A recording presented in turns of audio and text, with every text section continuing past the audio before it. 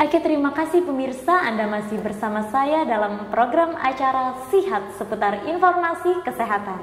Dan kali ini kita masih bersama dengan Dokter Hari. Oke dokter, kita akan lanjutkan ya dok ya, berbincang-bincang masalah pemeriksaan laboratorium.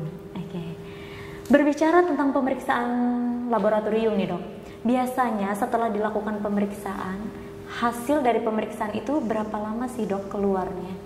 Keluarnya ya. Iya. Ya sebelum kita bahas mengenai berapa lama keluarnya, kita perlu tahu juga ini sebenarnya untuk pemeriksaan demam berdarah itu ada beberapa atau parameter pemeriksaan laboratorium yang dilakukan. Ada parameternya ya dok ya? Ya. Ya. Apa aja itu dok? Misalnya di sini ada kita pemeriksaan CBC atau Complete Blood Count, kemudian ada pemeriksaan NS1 yang sekarang ini yang sudah banyak terkenal. Oke, boleh kita bahas satu persatu tuh dok.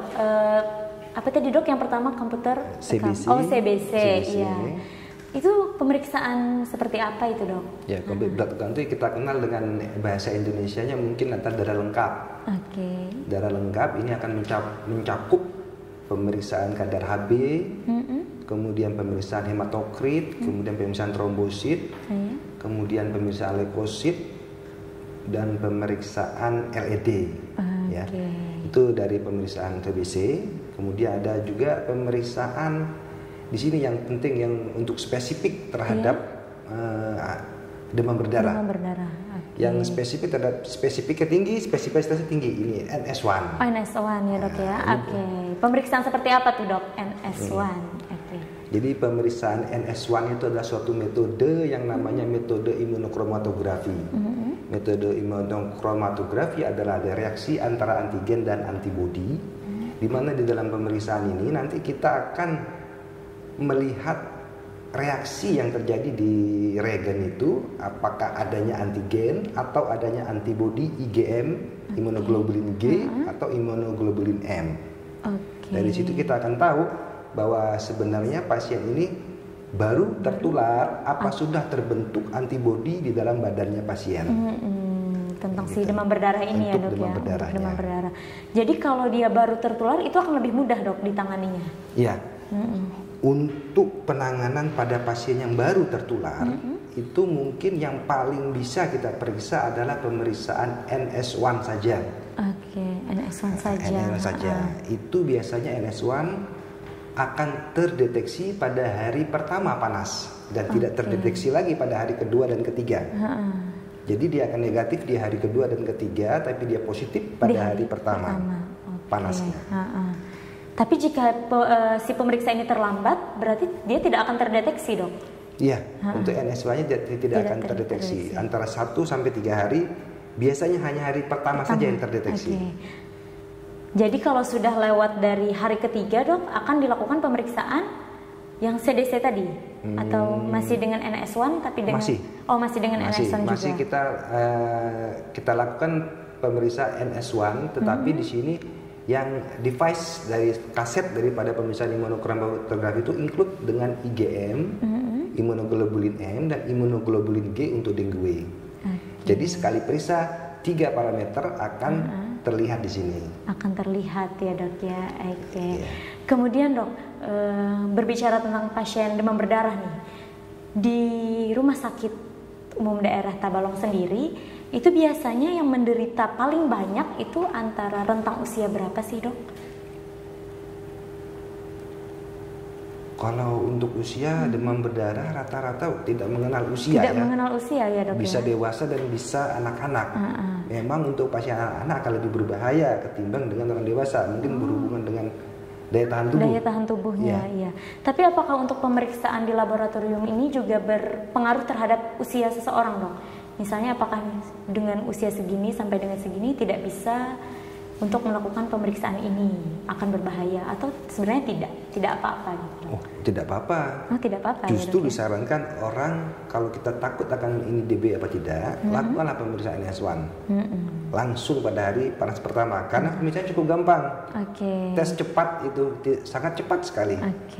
Yang tidak lebih daripada 20 menit. 20 menit? Nah, sudah selesai ya dok ya? Sudah selesai, sudah harus terbaca. Beserta dengan hasilnya? Iya, harusnya. Harusnya ya dok ya, harusnya sudah iya. dengan hasilnya. Gini dok, kan dibahas masih masalah NS1. Sedangkan bedanya dengan yang apa tadi dok, CDC ya dok ya? Apakah dia ada keunggulannya atau seperti apa dok? Nah, untuk complete.com ini, di sini kita kan melihat HB, hematokrit, trombosit, biasanya klinisi ini. Kalau klinisi biasanya melihat itu untuk misalnya pengobatan, trombositnya bagaimana, kemudian ada komplikasi apa tidak. Di situ mungkin yang itu yang CDC-nya tadi ya dok ya? Iya. Oke. Di situ perbedaannya ya dok ya. Jadi kalau NS1 ini lebih enak, kita orang awam pun tahu bisa. Oh, bisa harus dilihat bisa. Ya dok ya. Harus bisa kan, cuman positif negatif positif negatif. Jadi orang awam pun harusnya sudah bisa membaca ini, tidak perlu orang lain. Oh, tidak perlu orang lain ya dok. Orang tua sudah tahu harusnya. Mungkin kalau darah lengkap itu agak susah karena kan darah putih, sel darah merah, hematokrit, trombosit, mungkin belum bahasanya nggak jelas ya. Oh iya, itu untuk yang di NS1-nya agak susah ya dok ya. Kalau NS1 harus tahu semuanya orang, karena cuma positif dan negatif saja. Dan negatif saja, oke. Ngomong-ngomong tentang CDC tadi dok, kalau yang itu hasilnya apakah lebih lama dok dibanding NS1 atau sama saja sebentar? Ya, untuk CBC itu agak lebih lama karena pada pemirsanya sendiri di sini ada sampling khusus yang dilakukan adalah pengambilan darah. Pengambilan darah pada pasien. Jadi di sini mungkin untuk pemirsanya setelah disampling, kemudian dilakukan analisis, kemudian baru post analisis. Post analitik ini juga butuh waktu. Kalau untuk complete.com ini butuh administrasi ya. Jadi ada waktunya juga. Selain misalnya seandainya kita butuh waktu untuk sampling misalnya 5 menit. Kemudian untuk analisis sekitar 30 menit. Kemudian untuk post analitiknya kita butuh 15 menit. Berarti sudah hampir 1 jam lebih. Sudah 1 jam ya, 1 jam kira-kira. Sedangkan kalau untuk pemirsa NS1 itu ambil darah dan langsung bisa direaksikan dan hasil selesai. Dan langsung selesai ya dok ya. Tapi kalau untuk yang CBC tadi langsung hari itu juga dok hasilnya? Kedua-duanya bisa langsung selesai. Bisa langsung hari itu. Tapi dok, untuk penanganan DBD di Tabalong sendiri, apakah selama ini sudah cukup optimal dok, atau biasanya terlambat dari si pasien yang terlambat periksa gitu dok, biasanya kasusnya atau bagaimana dok? Iya. Untuk demam berdarah ya, ini harapan saya tadi gitu, jadi setiap keluarga seharusnya sudah waspada terhadap demam berdarah. Waspada ya dok. Selain pencegahan-pencegahan yang dapat dilakukan dengan pemberantasan sarang nyamuk ya melalui 3M itu dilakukan di rumah. Jika pasien ataupun ada kerabat kita yang panas, itu sebaiknya langsung diperiksa laboratorium. Kalau sekarang lagi musim hujan, kemudian ada tetangga-tetangga yang sudah ada demam berdarah, cepat harus diperiksa laboratorium. Karena apa? Jika terlambat itu akan berbahaya sekali pada pasien, apalagi sempat sudah terjadi perdarahan spontan, misalnya ada epistasis, kemudian ada perdarahan dari mulut, kemudian dari berak darah gitu ya. Itu sudah berbahaya. Jadi sudah penanganannya juga kita jadi ini di Tabalong ini sudah agak berat nanti kita menanganinya. Karena sudah memang berat dari si pasiennya duluan ya dok ya. Sudah berat. Baik, tapi ada dok yang sampai seperti itu, pendarahan duluan baru baru datang ke rumah sakit. Wah, kalau untuk itu mungkin saya tidak tahu ya Pak, karena saya juga nggak ke ruangan ya. Iya, bagian laboratorium ya dok ya. Tapi banyak sekali yang kita lihat laboratoriumnya itu jumlah trombosit sudah turun. Sudah turun sampai ke berapa, ke 20.000, 40.000 sudah turun habis. Sudah turun habis dan itu sangat berbahaya. Sudah berbahaya. Harusnya kan kurang dari 100.000-nya sudah wanti-wanti. Udah wanti-wanti. Jadi trombosit yang normal itu berapa dok untuk kita? Trombosit yang normal itu kan sekitar 150.000 sampai 450.000. Oh, itu normal ya dok? Itu normal itu ya. Jadi kalau di bawah kurang daripada 100 itu sudah dikatakan demam berdarah nih. Sudah pasti gitu ya dok ya, demam berdarah ya dok ya? Belum tentu juga. Belum tentu juga. Masih harus melakukan pemeriksaan lainnya ya dok ya? Salah satunya NS1 juga harus diperiksa. NS1 itu apakah memang khusus untuk demam berdarah dok, atau bisa untuk penyakit lainnya? Oh tidak, NS1 khusus untuk demam berdarah. Memang khusus Ya. untuk demam berdarah. Demam berdarah. Berbicara tentang pemeriksaan nih dok, tentu kan ada alat-alat khusus ya dok ya untuk pemeriksaan ini. Apakah di tempat kita dok, alat-alat ini sudah memenuhi standar atau bagaimana nih dok? Oh ya. Iya. Kalau untuk pemeriksaan demam berdarah di Rumah Sakit Tanjung ya itu sudah cukup lengkap ya. Di sini sudah ada alat namanya counter untuk hematologi, analyzer. Kemudian juga kita sudah memiliki pemeriksaan NS1 di sini. Iya. Ya. Apalagi ya, di sini sudah cukup lengkap lah kalau menurut saya sudah untuk kasus demam berdarah sudah bisa terdeteksi dengan gampang di sini dengan harusnya. gampang ya dok ya. Jadi udah bisa ya dok ya. Ya silakan sudah bisa. Kalau untuk Rumah Sakit Tanjung sudah bisa sekali sudah kalau bisa hanya sekali. untuk demam berdarah. Iya. Tapi masih ada kendala di sini adalah untuk ini persediaan kalau jika dibutuhkan transfusi darah. Itu mungkin kita hanya menyediakan whole blood count menyediakan whole blood saja.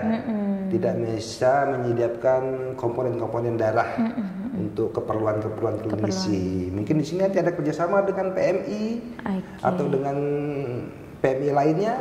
Bisa ya bisa dok ya. menyiapkan komponen-komponen darah sehingga pasien-pasien di sini bisa tertolong dengan cepat ya dok ya.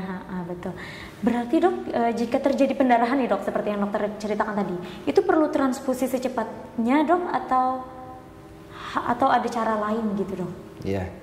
Biasanya kalau untuk ada terjadi perdarahan spontan itu dilihat dulu hasil pemeriksaan laboratorium klinisnya pasien seperti apa. Nanti daripada klinisi akan menentukan bahwa pasien ini perlu ditransfusi dan jenis transfusi yang diperlukan itu apa. Oke, berarti tidak bisa sembarangan transfusi ya dok ya? Iya, sementara kita hanya sekarang di sini hanya whole blood saja, sel darah utuh aja kita kasih ke pasien. Jadi tidak bisa komponen darah.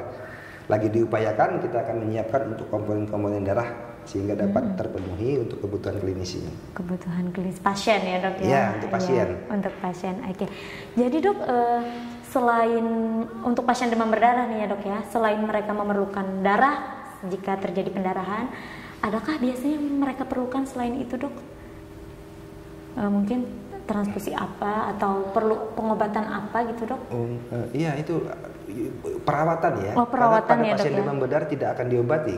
Tidak bisa diobati. Tidak ada obat tertentu gitu dok? Tidak ada.